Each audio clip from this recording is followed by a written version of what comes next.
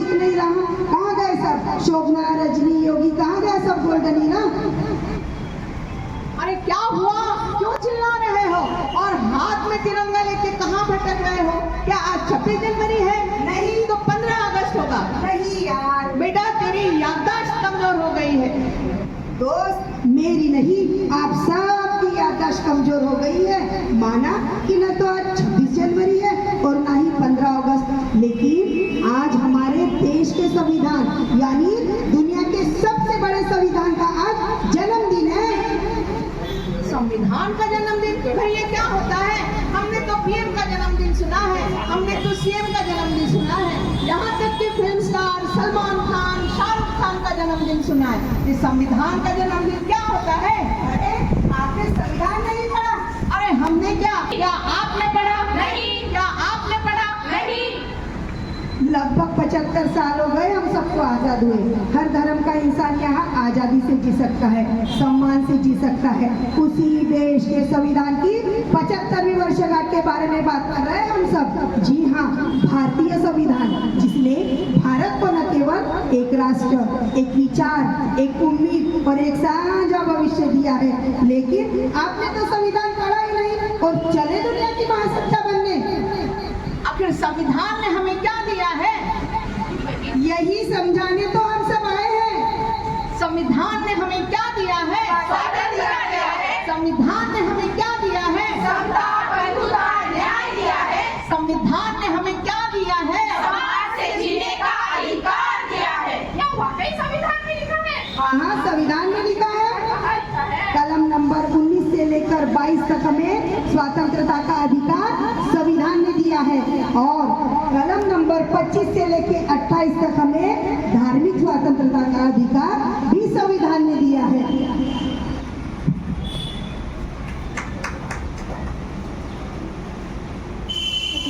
आपका कुछ गिर गया है? नहीं नहीं, ये हमारा नहीं है। अरे ये तो आपका ही है। अरे ये तो संविधान दिन का पर्चा है, आपको पता भी है आपने क्या फेंका है? संविधान दिन का पर्चा होगा, इससे हमें क्या लेना देना? अच्छा बेटा, आपको कुछ लेना देना नहीं है संविधान से। जिस संविधान ने हमें हमारे अधिकार दिए हैं, जिस संविधान के कारण हम सम्मान से जी सकते हैं, उस संविधान का इनसे कुछ भी लेना देना नहीं है। वैसे आप क्या काम करते हो? मैं कंपनी में काम करता हूँ। और आपकी बीवी? वो टीचर है। आपको बहन है? हाँ है। वह क्या करती है? वो साइंटिस्ट है। हम सब 12 घंटे के बदले 8 घंटे काम करते हैं, किसकी वजह से? संविधान की वजह से। और आपकी बीवी टीचर है ना, इसका मतलब पढ़ाती है। अरे पढ़ाना तो छोड़ो, उसको पढ़ने का अधिकार किसने दिया? संविधान ने दिया। और आपकी बहन साइंटिस्ट है ना, किस पर रिसर्च करती है? वो मंगल ग्रह पे रिसर्च करती है। अरे बेटा, अगर संविधान ना होता ना तो मंगल अब तक आपकी बहन की कुंडली में जा बैठा होता। और आज वो खुद मंगल ग्रह पर जाना चाहती है, किसकी वजह से? संविधान की वजह से। इसका मतलब आज हम जो कुछ भी है वो संविधान की देन है। संविधान की देन है। इसका मतलब आज हमें जो पीएफ मिलता है वो भी संविधान की देन है। संविधान की देन है। इसका मतलब हमारी बीवी और बहनों को जो मैटरनिटी लीव मिलती है वो भी संविधान की देन है। संविधान की देन है। संविधान ने किसी एक धर्म जाति की महिला को नहीं, बल्कि भारत की सभी महिलाओं को आजादी और सम्मान से जीने का अधिकार दिया है। कलम नंबर 21C के अनुसार 6 से 14 साल के बच्चों को फ्री में शिक्षा का अधिकार हमें संविधान ने दिया है।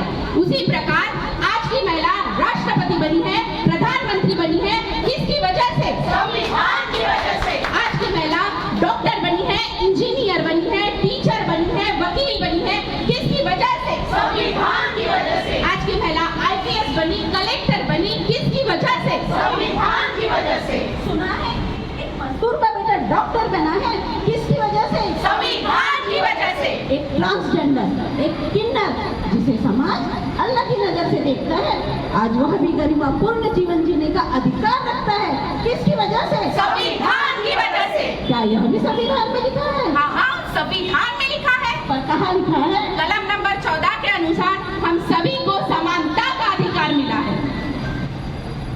तो हमसे बहुत बड़ी भूल होगी कि हमने संविधान नहीं पढ़ा, हम बस नाम के भारतीय हैं। लाओ संविधान की पर्चियां हमें दो, हम घर घर जाकर बांटेंगे, आज संविधान दिन मनाएंगे। चलो आज भारतीय बन जाते हैं, संविधान दिन मनाते हैं। चलो आज भारतीय बन जाते हैं, संविधान दिन मनाते हैं। चलो आज भारतीय बन जाते हैं, संविधान दिन मनाते हैं। इस देश से करते हैं प्यार हम, इस देश में है तैयार हम, इस देश के वास्ते मरना पड़े तो है तैयार हम, है तैयार हम, है तैयार हम। भारतीय संविधान के निर्माता डॉक्टर बाबा साहब अम्बेडकर ने 75 वर्ष पूर्व जो बीज बोया था, आज वह विशाल वृक्ष बनकर हम सभी को छाया प्रदान करता है। आज हम गौरव के साथ कह सकते हैं, जिस देश में डायन जैसी अमानवीय कुप्रथा थी, आज उसी देश में एक आदिवासी महिला को राष्ट्रपति पद पर सम्मानित किया जाता है। यह बदलाव संविधान की देन है। भारतीय महिलाओं का पढ़ना इतना आसान ना होता, भारतीय महिलाओं का पढ़ना इतना आसान ना होता अगर बाबा साहब का लिखा हुआ संविधान ना होता। वाह क्या बात है। यहाँ हम सब जानते हैं कि दो शादीशुदा भाई एक साथ एक घर में। बंद करो ये भेद आपस का, देश करो बलवान, देश का संविधान संभालो, देश का संविधान। ना कोई जाति बड़ी यहाँ, ना कोई धर्म बड़ा, राजा हो या रंग यहाँ पर सारे एक समान। देश का संविधान संभालो, देश का संविधान। हमारा संविधान हमारा स्वाभिमान। गली गली नुक्कड़ नुक्कड़ बस्ती बस्ती गाँव गाँव शहर शहर चलता रहेगा ये गोल्डन हीरा का संविधान के जन जागृति का अभियान। हमारा संविधान हमारा स्वाभिमान, हमारा संविधान हमारा स्वाभिमान, हमारा संविधान हमारा स्वाभिमान। चंदनांबरी तुझी जुनी कष्ट सोसले सा, ज्ञान सूर्या तुझी आमचा, तूच बोधी वृक्ष, तूच बोधी वृक्ष, तुझी कथा इतिहासाला साक्षीभूत आहे। सुगंधा परी तव कीर्ती दिगंतात वाहे, दिगंतात वाहे। भारतीय घटनेचा तू शिल्पकार आहे, सुगंधा परी तव कीर्ती दिगंतात वाहे, दिगंतात वाहे। भारतीय घटनेचा तू शिल्पकार आहे, शिल्पकार आहे, शिल्पकार आहे।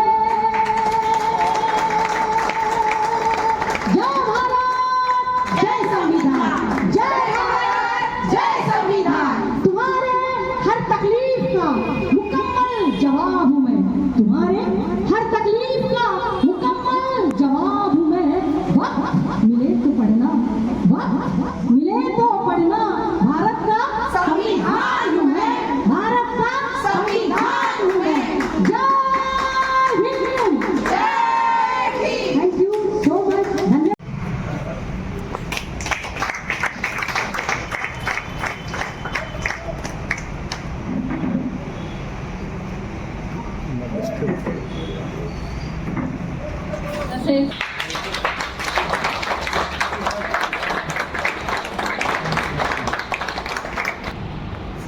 फोटो काढा ना सुरुवात।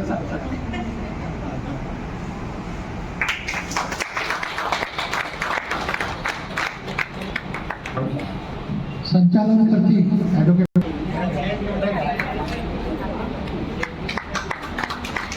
तो आज की तारीख 12 जुलाई माइक पास में लो। सन 2026 और आज का दिन पकड़ करके सन 2026 साल के 365 दिनों में से 193 दिन कैसे निकल गए पता नहीं चला। और अभी आपके हाथ में केवल और केवल 172 दिन बचे हुए हैं। अगर 1 जनवरी को आपने ये संकल्प नहीं किया होगा कि इस साल के आखिरी तारीख यानी 31 दिसंबर 2026 तक इस साल में मैं कोई एक ऐसा विशिष्ट ध्येय, संकल्प, एम या टारगेट अचीव करूंगा, ऐसा संकल्प 1 तारीख को करने का भूल गए होंगे, कोई बात नहीं, अभी भी आपके हाथ में 172 दिन है। आज तो भी कोई ऐसा संकल्प कर लीजिए कि आपको 31 दिसंबर 2026 तक क्या करना है, तो होगा, नहीं तो नहीं होता। नहीं तो क्या होता, सुबह होती है शाम होती है, सुबह होती है शाम होती है और जिंदगी यूं ही तमाम होती है। जिंदगी को तमाम मत होने दीजिएगा।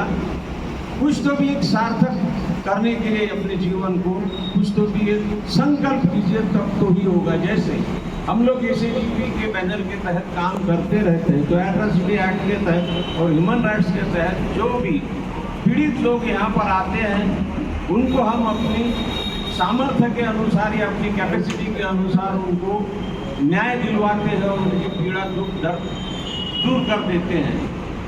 वैसे कल ही की तारीख में जिनका नाम सबको मालूम है और मुझसे बहुत सीनियर थे, वो मोहम्मद देशमुख का नाम किसने नहीं सुना?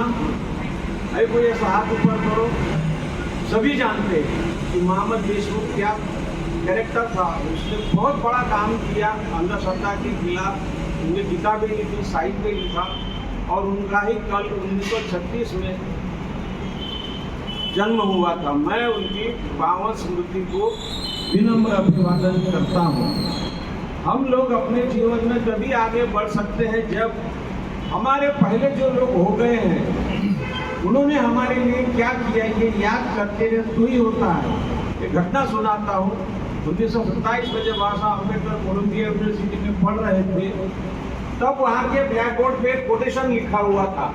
कोटेशन में मैटर ये था कि सामान्य आदमी पैदा होता है और मर जाता है।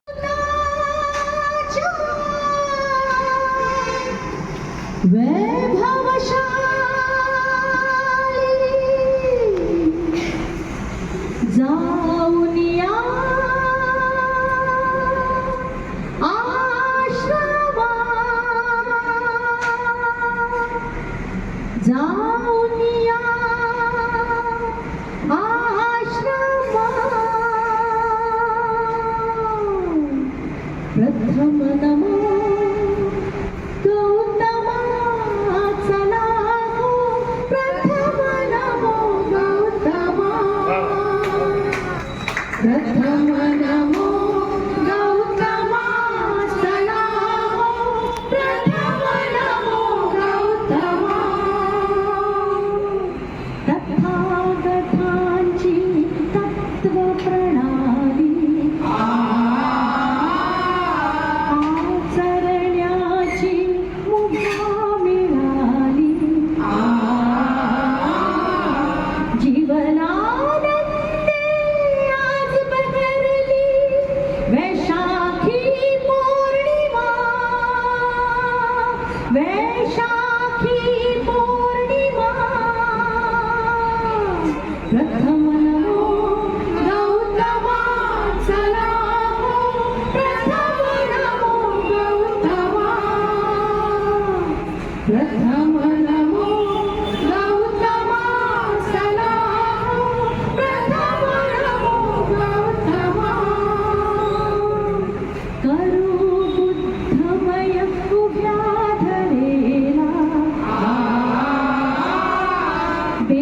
बेतमनीचा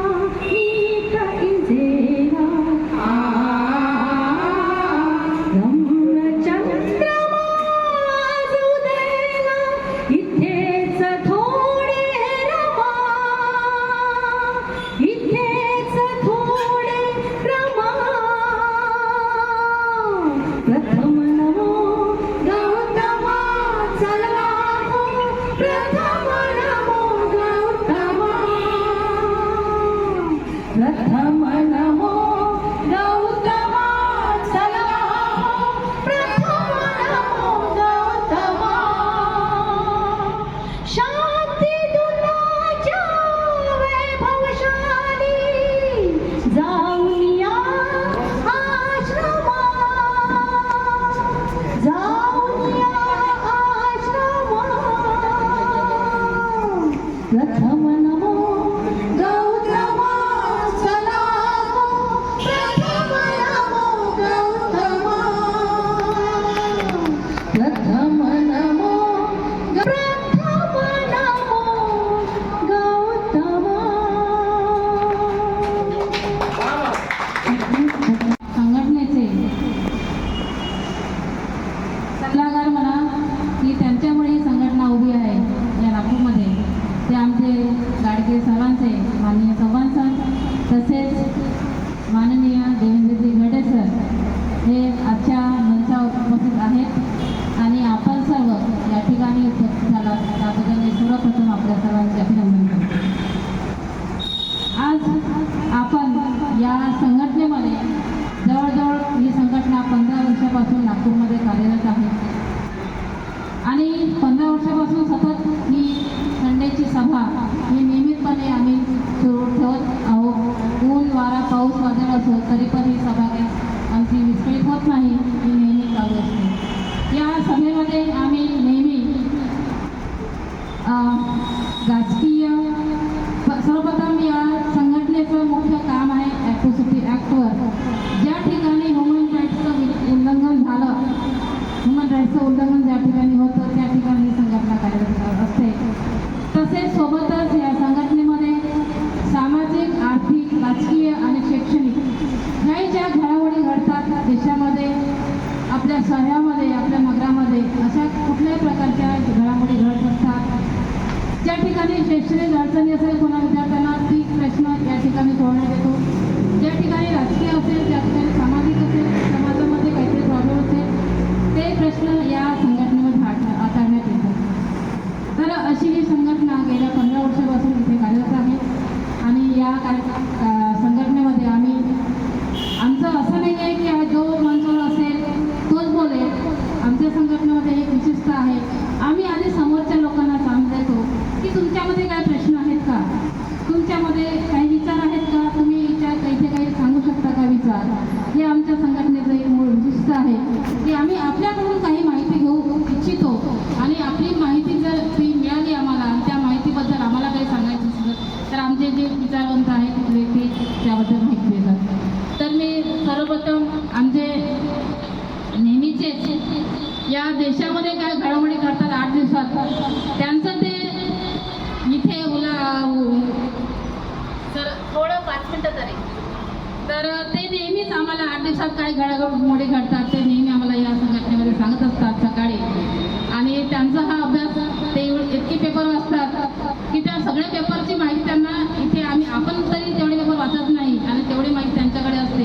ती माहिती इथे बोलत असतात. माननीय प्रभाकरजी पांतावणे सर माझे मुख्याध्यापक होते आणि ते सध्या 84 इयरचे असून सुद्धा ते या संघटनेमध्ये येतात आणि आपला इथे अमूल्य वेळ सगळे कामं करतात इथे आणि शेवटपर्यंत असतात आणि आपले विचार पण या ठिकाणी ठेवतात. असे आमचे पांतावणे सर, मी यांना विनंती करते त्यांनी आपले थोडक्यात इथे विचार व्यक्त करावे.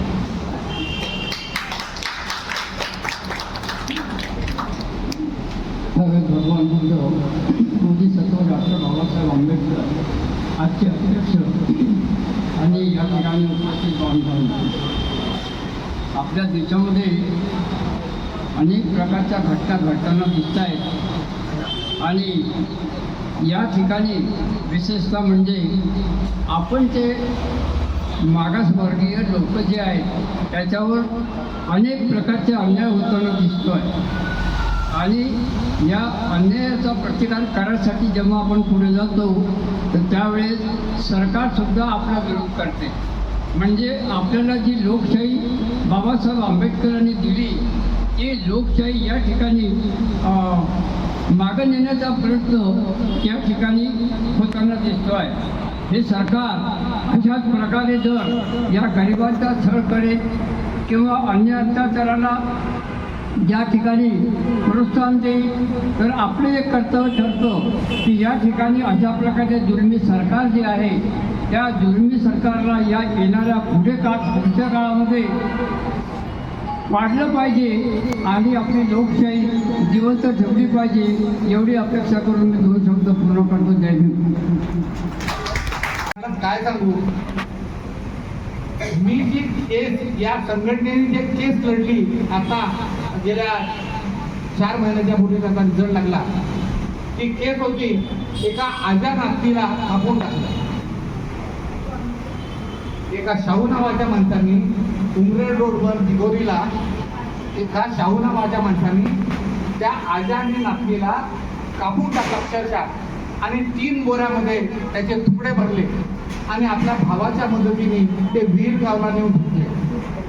त्यांचा मुलगा, त्या आजीबाईचा मुलगा हा पत्रकार कांबळे परिवार एवढं दुखवतं. ते तुकडे नेऊन फेकले. जब पोलीस आली, इन्क्वायरी केली, काही पता चालला नाही. सस्पेक्ट कोण त्या भागाला जात होतं, बोरे कोण देत होते ते काही CCTV कॅमेरामध्ये दिसते आणि मग नंतर त्याच्या विरुद्ध FIR करत आहे. पेपरमध्ये एवढं लिहून आलं की कांबळे नावाच्या दलित बाईला तिच्या नातनीसहित कापलं. आमचे कार्यकर्ते सक्करदरा पोलीस स्टेशनमध्ये गेले आणि सक्करदरा पोलीस स्टेशनमध्ये जाऊन ते FIR ची कॉपी घेतली. ती FIR ची कॉपी घेऊन त्या घराचा शोध घेतला आणि त्या FIR मध्ये ॲट्रॉसिटीचा अंतर्भाव नव्हता. त्या कंप्लेंटमध्ये ॲट्रॉसिटीचा उल्लेख नव्हता. आमच्या कार्यकर्त्यांनी त्या सक्करदरा पोलीस स्टेशनमध्ये ठाण मांडून बसले आणि ॲट्रॉसिटीची नोंद करायला लावली. आज त्या फॅमिलीला आम्ही प्रत्येकी पर हेड 8.5 लाख रुपये प्रत्येकाला मिळवून दिले. पहिल्यांदा गव्हर्नमेंटने एकच केस केली, दोघांनी मिळून एकच केस 8.5 लाख मिळाले. आम्ही GR दाखवला गव्हर्नमेंटचा आणि गव्हर्नमेंटचा GR दाखवून त्याला सांगितलं की पहा इथे काय लिहिलेलं आहे, पर हेड किती लोकांचा जीव गेलाय, 2 लोकांचा जीव गेला, 17.5 लाख मिळाले. आता मी त्याला सांगितलं, त्याचा फायनल रिझल्ट लागला लोअर कोर्टामध्ये. त्यांना 8 जन्म हजबंड वाईफ शाहू दाम्पत्याला आज जन्म कारावास झाला. म्हणजे ते आता बाहेर येणार नाही, मरेपर्यंत बाहेर येणार नाही. त्यांच्या भावाला ज्यांनी मदत केली ते बोरं फेकायला, त्यांना 12 वर्षाची सजा झाली. आम्ही जेव्हा हा चेक दिला त्यांच्या घरी, त्यांना सांगितलं की आता तुम्ही एक काम करा, कारण हा लढा जो आहे हा लढा 1 वर्सेस ऑल आहे. एक माणूस, एक दलित माणूस, एक ST माणूस त्याच्यावर अन्याय होतो, अत्याचार होतो, तो जेव्हा पोलीस स्टेशनमध्ये FIR करायला जातो तेव्हा त्याची FIR घेत नाही, कारण तो समोरचा पोलीसवाला आपल्या जातीचा असेल असं वाटत नाही. त्याचा जो हेड कॉन्स्टेबल असेल तोही आपल्या जातीचा असेल याची शक्यता नाही. त्याच्यानंतर त्याच्यावरचा जो पोलीस स्टेशनचा जो प्रमुख असेल तोही आपला नसेल. त्याच्यानंतर केस जर कोर्टात गेली तर तो जो सरकारी वकील आपल्याला मिळेल तोही आपला असेल की नसेल आपल्याला शक्यता वाटत नाही. त्याच्यानंतर ज्या जजच्या समोर ही केस जाते तो जज सुद्धा आपला असेल किंवा आपल्याबद्दल सहानुभूती निर्माण असं वाटत नाही. तुम्ही कल्पना करा की त्या कुटुंबावर त्याचे हाल काय होत असतील.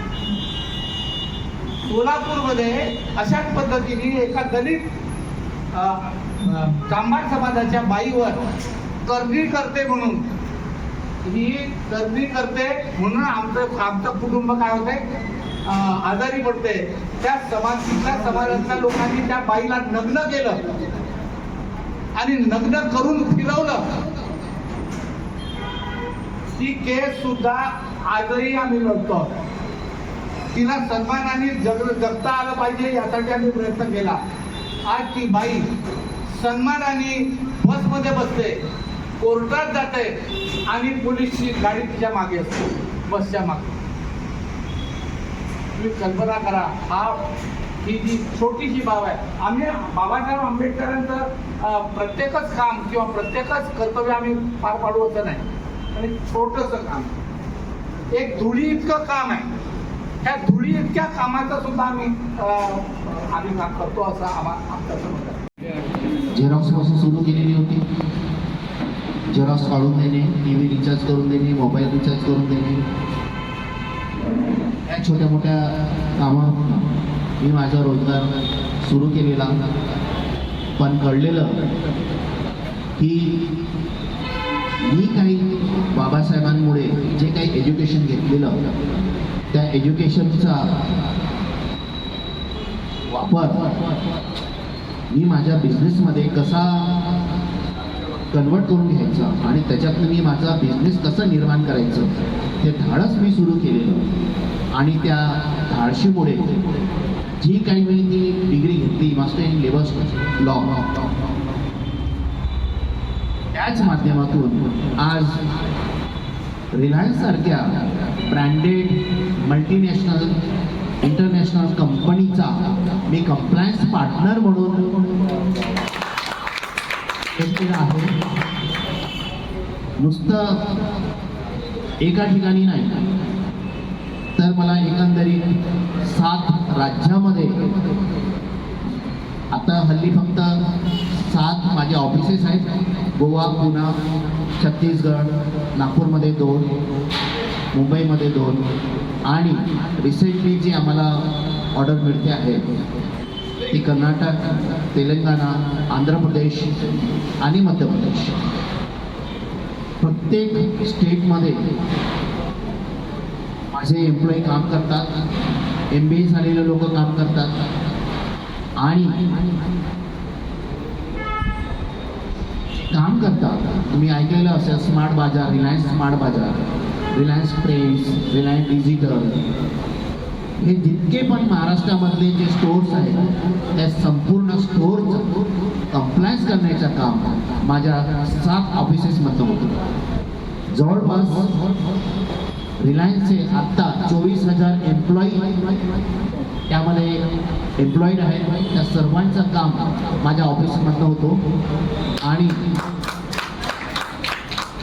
माझे स्वतःचे एम्प्लॉईज त्यांना दर महिन्याला मी पगार देतो. ते जवळपास 3,500 लोक माझ्या कंपनीमध्ये काम करतात. अगदी छोटासा पासून सुरू केलेला, सासूकडनं 500 रुपये घेऊन मुंबईला पलायन केलेला, फुलं विकून दादरच्या पायरीवर झोपलेला सकाळी 4 वाजेपर्यंत, अजूनही 2018 पर्यंत 5 फूट पाण्यामध्ये काम केलेला आणि आज मल्टीनॅशनल कंपन्यामध्ये जे एम्प्लॉईज, लीलावती हॉस्पिटल तुम्ही ऐकलेलं असेल बांद्र्याला, CBS ऐकलेलं असेल, रेल्वेमध्ये आणि खास करून खूप लांब नाही तर नागपूर म्युन्सिपल कॉर्पोरेशनमध्ये माझे ड्रायव्हर्स जे आज कमिशनर आहेत त्यांचा जो ड्रायव्हर आहे तो माझाच एम्प्लॉई आहे. कमिशनरचे एम्प्लॉईज आहेत, ऑफिसर लोकांचे जे ड्रायव्हर्स आहेत ते आहेत, ट्रेन ड्रायव्हर्स आहेत, मोठे वॉटर टँक चालवणारे जे एम्प्लॉई आहेत त्या सगळ्यांना पगार माझ्या ऑफिसमधून होतो. जवळपास 150 लोक काम करत आहेत. हे केवळ म्हणजे केवळ जिद्द की मी जिथून केलेलो, जिथे जन्मभूमी होती, कर्मभूमी माझी मुंबई आहे, पण जिथून जन्मलेलो तिथे माझे भाऊ बहीण अजूनही अनएम्प्लॉईड. मग मी का नाही हा विचार करू की त्यांना जशा प्रकारे जमेल तशा प्रकारे मी त्यांना हातभार लावण्याचा प्रयत्न करतो. त्याच धर्तीवर तोच विषय घेऊन मी मागच्या वर्षी वरती याच मिशनच्या वरती पहिल्या माळ्यावर रोजगार मेळावा भरवलेला होता. मुंबईवरनं कम्युनिकेशन करतो. 400 लोकांनी रजिस्टर्ड केलेला ऑनलाईन, पण 400 पैकी मोजून 25 लोक, 400 पैकी मोजून 25 लोक आलेले. इतकं देण्यासाठी मी तयार होतो, अजूनही आहे. की ज्यांना मी जे इंजिनियर झालेले आहे, बी झालेलं आहे, ITI झालेलं आहे, त्यांना मुंबईमध्ये नेऊन मी त्यांना राहण्याच्या सोयीसुद्धा मी करून देण्याचा त्यांना प्रयत्न केला. उदाहरण आहे तेजस चव्हाण सरांचे त्यांच्या घराकडे राहणारे जे विद्यार्थी होते तिथे 9-10 हजार रुपयांनी काम करत होते. मी त्यांना तिथे 20-25 हजार रुपये मी त्यांना जॉब दिलेला, परत राहण्याची सोय करून दिलेली. काही मुलं मुंबईला न येण्याच्या तयारीत होते, परंतु काही ना काहीतरी त्यांना स्टायफंड म्हणून आमच्यातर्फे काहीतरी मदत व्हावी त्या दृष्टीने मी प्रयत्न केला. गव्हर्नमेंटचा स्कीम स्टायफंड मी त्यांना दर महिन्याला देत गेलेलो. ही थोडीफार माझी काही मदत नाही आहे यापैकी. कानात ते मंत्र टाकू लागले आहे आणि ते आम्हाला मंत्राची आता सध्या गरज नाही आहे. अरे जेव्हा मंत्राची आम्हाला गरज होती तेव्हा कानात तेल टाकत होत्या. आज इंग्रजी बोलण्याची गरज आहे, तुम्ही आम्हाला मंत्र शिकवून राहिले आहे की नाही? म्हणून तुम्हाला मी थोडंसं हातभार लावण्याचा प्रयत्न करेन.